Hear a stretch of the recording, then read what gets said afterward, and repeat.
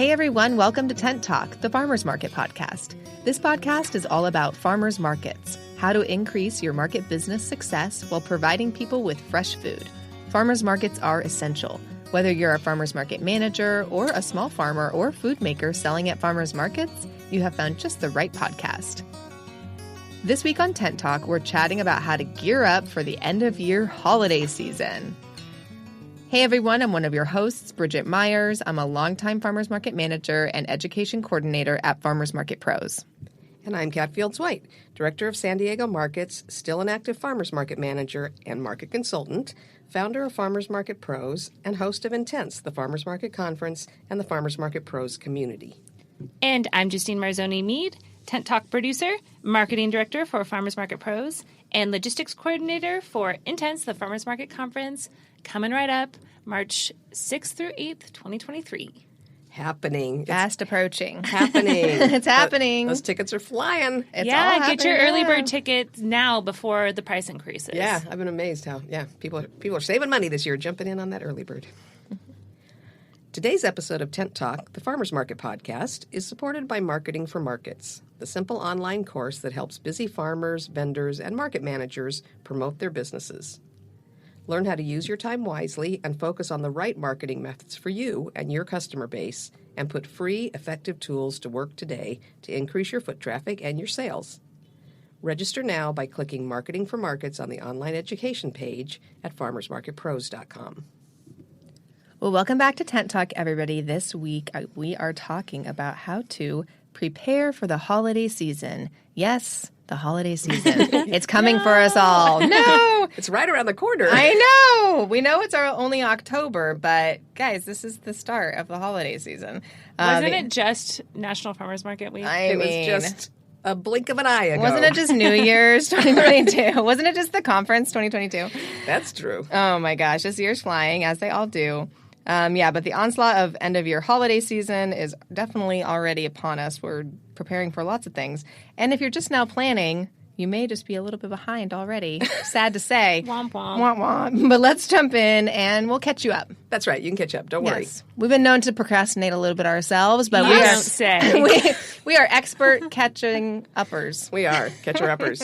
What you really need in your life is a Justine. Yes. Who is, I wouldn't call it nagging. No. But she's, hate to call it nagging, It's but a necessary evil. she does Yes. keep us on track. she's a reminder. That's right. Yes. It's very We love it. helpful. Very Ding. helpful. Ding.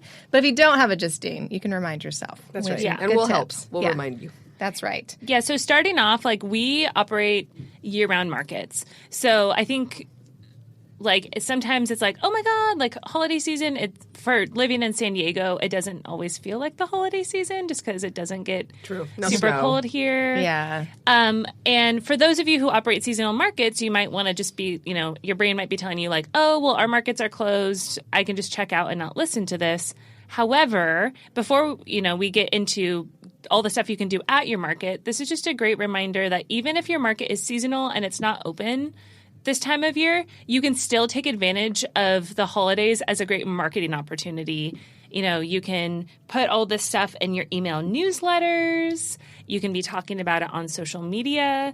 You could even pull in your local news if you wanted to. For sure. I mean, you can still gather together things that look like fun farmers market stuff, and it's a way to keep your customers and your farmers and vendors engaged while you're in that little in-between time between seasons. Yeah, so say even a lot of your farmers, aren't doing a whole lot, or they're not doing markets during this time, you could send out an email newsletter and say, hey, these are our farmers' favorite Thanksgiving recipes, or this is what our farmers are doing in the off season and how they're celebrating all of these holidays. Yeah. Photos of your farmers in the snow on their farm, still plugging away, saying, oh, they're working hard all winter season. Can't wait to see you in the spring. There's a lot of things you can talk about during the winter season around the holidays, for sure. Yeah. Important to keep people engaged. Okay, so also if your market is seasonal, you may do some holiday pop-ups. This seems really common in the farmers market world. Your regular season may end in mid to late October, and then in November, December, towards the end of the year, you do a couple pop-ups. Yep. We see a lot of winter markets now. with that kind of thing. So you want to schedule those. I mean, the earlier the better, because once you get into holiday seasons, it's hard not to conflict with other events. If you want to get a nice full slate of well-balanced vendors at your pop-ups, you want to start early before they commit to other things. So jump on that right now. This has been something that I feel we've fallen into this trap before just because we're like, oh, we're this well-known market group. Like, of course, all the vendors will want to do our holiday events. And sometimes we waited around too long. And then they've told us, like, sorry, we signed up for these other events. Like, that's on the same day, at the same time, in a different part of town. We wish we could do both, or we wish we could switch and do yours, but we already signed up. So, I mean, don't get too, like, confident that you're going to have this whole slate of vendors. There's other things going on. Or they're going to plan their travel if they don't think anything's going on, or they're going to plan other things. And so you want to just make sure you give vendors enough notice, plenty of notice, that you're going to be doing a pop-up or a holiday event. Absolutely. Sure. And you also want to have time to market it properly. Yes. Yeah. Get customers engaged, because they're also making plans and deciding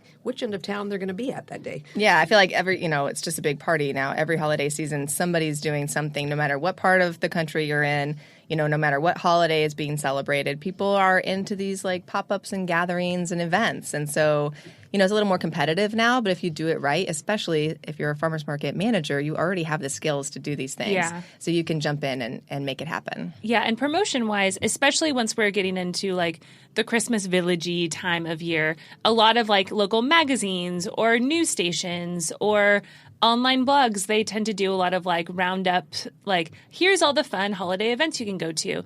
They do, though, a lot of that, like, editorial work, like, months in advance or at least weeks in advance. So if you set your date now and you can get that word in, chances are it's going to get some more free promotion than if you decide last minute to throw it together. Absolutely. Yeah, for sure. You also want to consider staffing if to make sure that you have enough bandwidth of people working at your market. We do a really big holiday market after our regular Saturday market. And so we always have to, like, spread out our staff and make sure that people aren't working, like, 14, 15-hour days. So that's something you want to consider as well if your market is still in season. Mm-hmm. And if you're doing pop-ups, if you're doing special events, you want to make sure that your staff has the bandwidth. And by staff, we also mean you. That you have the bandwidth to not burn yourself out and to allow yourself some time to have your own holiday plans, to get together with your friends and family and enjoy the holidays and not just be under the pressure of event planning the whole time. Yes, this is your permission to not do a holiday event if you don't want to and you need a break, okay? Or certainly not to do that third one. Yeah, exactly. So you don't have to do it. Don't feel pressured to do it, because if you're under stress and you really don't have time to do it, it's not going to be fun, and it might not be the greatest event if you're not really into it. So really figure out, can you do this? Do you need to focus all your energy on your regular market? Do you need to do something else? Do you need to take a break? Weigh those options before you jump into something, for sure. And today's the day to do it and to decide either way. That's a really good point. And we even did this with our vendors. I think was it last year that Christmas fell on a day that we would typically have? Yeah, actually, for the first time, I think maybe ever, because we had some sort of leap year thing that saved us from it going before. But I think for the first time ever, the Mercado, which is our really big market, landed on Saturday. So Christmas landed on Saturday. Oh, yeah. Christmas landed. Mercado's always on Saturday. Mercado's always on Saturday. That's right. Christmas also landed on Saturday. Yes. And so we closed. We'd never closed that market before in the 14 years it had been open. But we asked a lot of our vendors and said, like, hey, do you want to do this? And it was like one of the, usually everybody's like down to kind of do whatever. And it seemed like the first year, maybe because of COVID and people hadn't been traveling, but it seemed like everybody was very interested in having a relaxing day, not at a market. So we did that one, and then we actually closed our midweek market as well and gave everybody a week off. And they were pretty excited. Really we've grateful. all had kind of a hard couple of years with the pandemic and stuff, and I think everybody really enjoyed having a little break. That was not typical for us, because usually we're like, hey, this is a big, you can make a lot of money. Like, a lot of people are going to be wanting to get out and go get some good food, but we were just like, look, we need a break. So making that decision for yourself and having that conversation with your vendors and your farmers is important. You need to realize where you are in time. Yep, yeah, so perhaps before you set your date and put all this energy into planning, check with everybody to see if that interest is there. And if a couple of your like key go-to vendors say, you know what, I already booked travel or I need some time off this year, then maybe it's not the best year to do a bunch of additional pop-ups. There's nothing more stressful than planning an event and then realizing that no vendors or farmers want to come do it with you. So save yourself that stress. Another thing to remember when you're doing just general marketing, not so much pop-ups, but while you're using this time of year as a handy way to think of newsletter topics and to do celebrations and decor and kind of spiff up your market a little bit, it's good to pay attention to noticing which holidays reflect the community that you're in. Yes. So there's a lot of other holidays that have elements of food and cooking and communal meals that you can highlight beyond Halloween, Thanksgiving, Hanukkah, and Christmas. Consider some creative ideas for Diwali, the Festival of Lights. That's an amazing holiday to celebrate. Or Dia de los Muertos. That's got a whole different group of foods and farm ingredients that you can highlight. Yeah, exactly. So who's in your community? What are they celebrating? What are they interested in learning about? What recipes kind of appeal to them that are going to connect with them and their family and how they're celebrating what they're celebrating? It might be different from something that you're celebrating with your own family or even something that your farmers and vendors are celebrating because they might be coming in from other areas. So just look at your shopper community and check in and kind of see where they're at, because if you're promoting, an event or a holiday that doesn't really resonate with them, it's just going to, be a little tricky with the marketing. And it could also be other things that are maybe like regional to your particular. It doesn't necessarily have to be attached to a religious holiday or something like that. It can be, something more secular like Oktoberfest. If that's something that in your area is a big deal, then perhaps that is a special thing that you do. Yeah, I'm blanking on which market it is, but who does the Rutabaga Festival right around that time? And so, I think it's in New York. Yeah, they have like a sort of like a lacrosse game with rutabagas and such, Yeah. and costumes, and it's very exciting. So be grab those creative events. To highlight. You can make a whole event about some seasonal produce or something that's just in season in the area that you're in. It doesn't have to be attached to any kind of celebration. You can turn it into a celebration. Harvest Festival, baby. Yeah, that's right. That's right. It can mean a lot of things for a lot of people. Yeah. So if your market is year round, we're always trying to add stuff onto our markets, and then it's the market day, and you're like, oh, I also have to manage a market. And so not to go overboard, but there are lots of little simple things that you can do just to spiff up for the holidays, make it a little bit more special, and also to potentially increase your shopper count, even if the weather is bad or the growing season is a little sparse. So there's lots of just little day of things that you can do.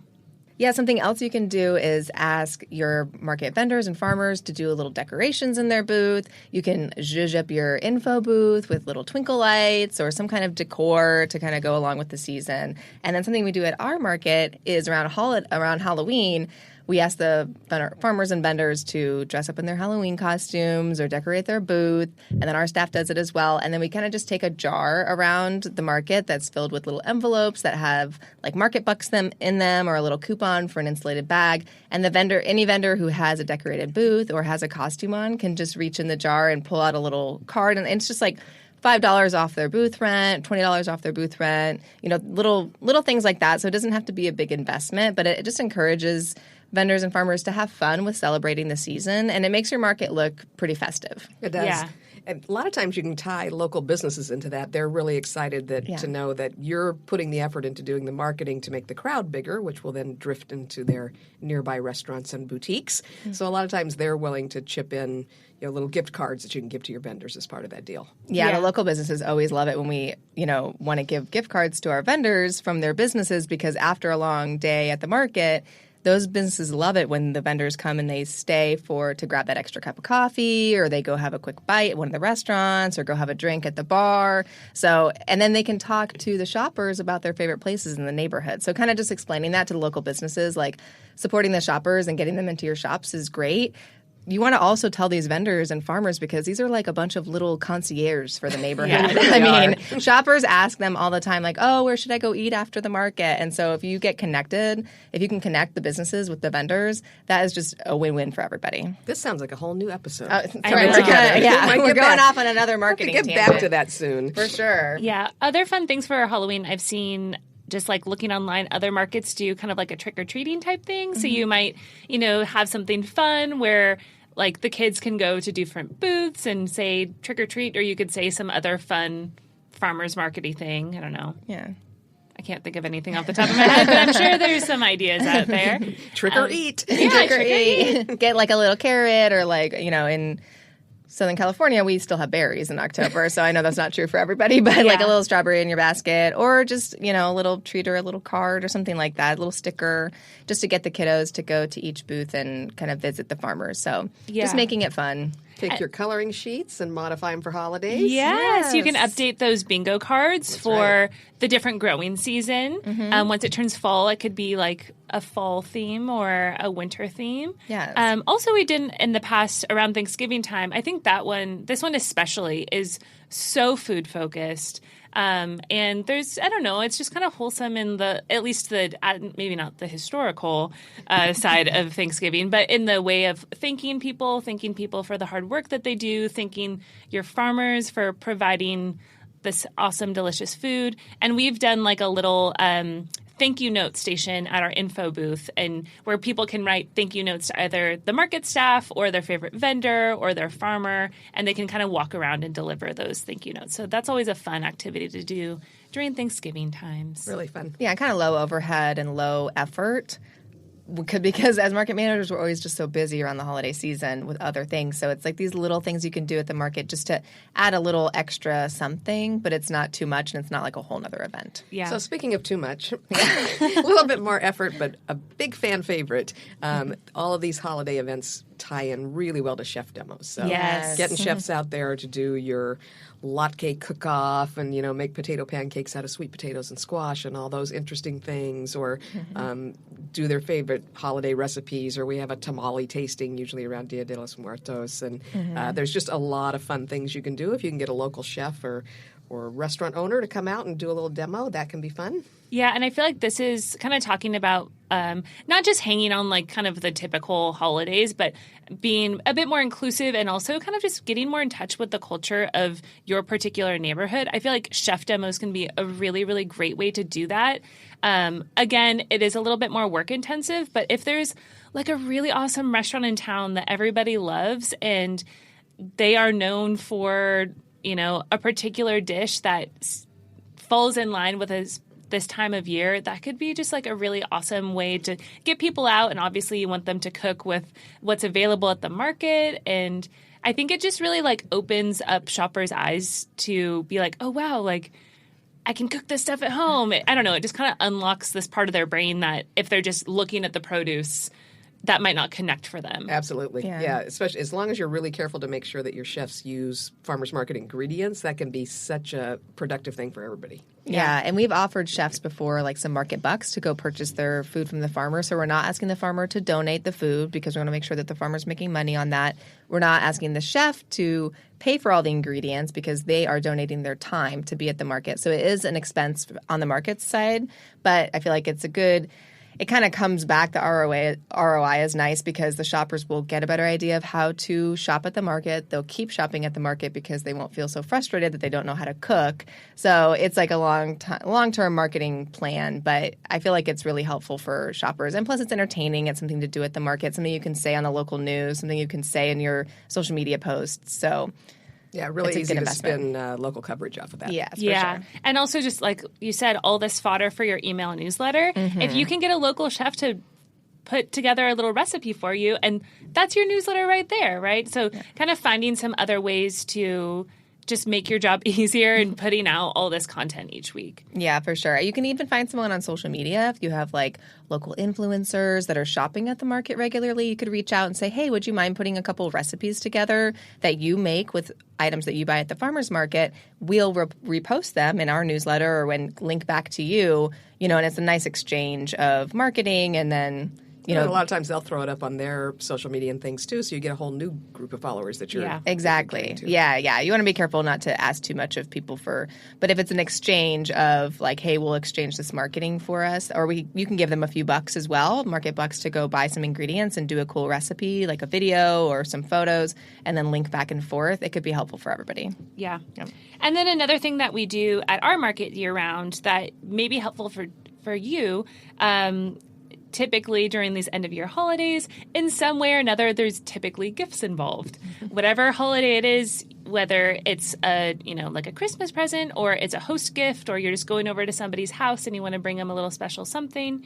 So typically around the holidays, we tend to pull in a couple more artisans and crafters, even though our markets are really farm-focused and food-focused. If you have space to, maybe a couple of your farmers, their season is shorter, so they're not in your markets towards the end of the year, you might have a couple of spaces open up to pull in, a potter or pull in somebody that makes tea towels or, different types of gifts that are good for the end of the year holidays. Yeah, that's actually when that's the one time that we actually devote a fair amount of space to in our social media and our email newsletters and things to our crafters. We tend to be very food-focused, farm-focused the rest of the year, but around holiday times, and that can be anything from, Valentine's Day and Mother's Day to these fall holidays, we spend some of that time kind of promoting, especially heavily, our artisans, our candle makers and soap makers, and all those folks making stocking stuffers and gifty things.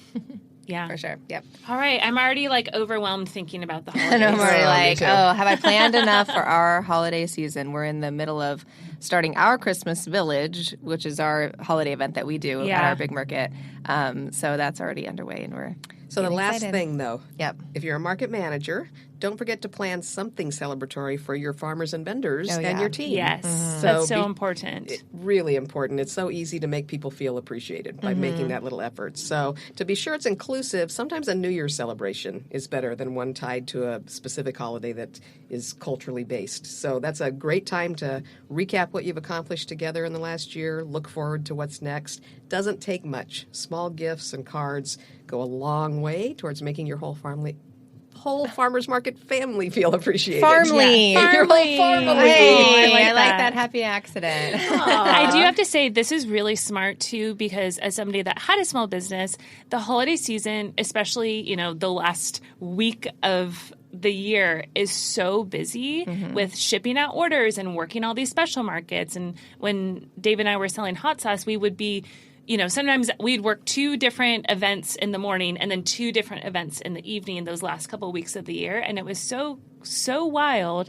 But putting your farmers and vendors end of year celebration actually into the new year might be really, really helpful just to kind of everybody survived the holiday season. Right. Give yourself a big pat on the back. Congratulations. We're in the new year.